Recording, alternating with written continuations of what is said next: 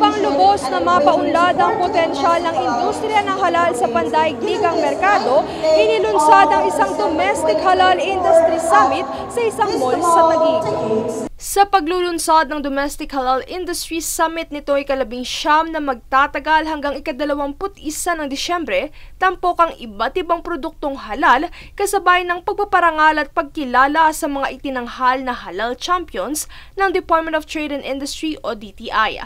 Layo ng 3 araw na summit na ito na maging globally competitive ang micro, small and medium enterprises sa bansa na magpapalakas sa komunidad, magpapaunlad sa mga kasanayan at lilikha ng mas marami pang trabaho para sa mga Pilipino.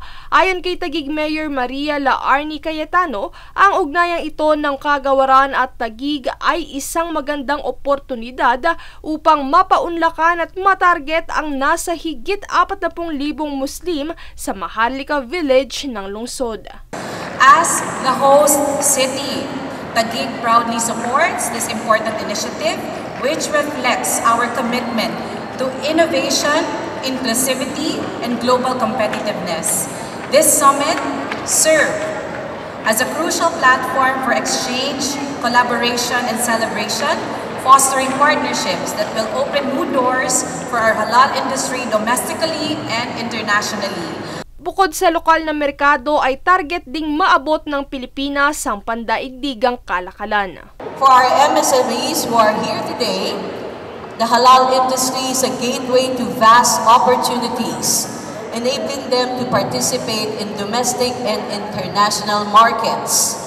It is by ensuring that their products and services meet global halal standards, our SMEs can establish credibility, expand their reach, and compete on a global scale. At para may sa katuparan nito, ipinahayag din ni Bautista na kaisa nila ang iba't ibang stakeholders at partners tulad ng National Commission on Muslim Filipinos at Department of Agriculture upang masigurado ang kalidad at maayos na proseso mula sa produksyon hanggang sa merkado.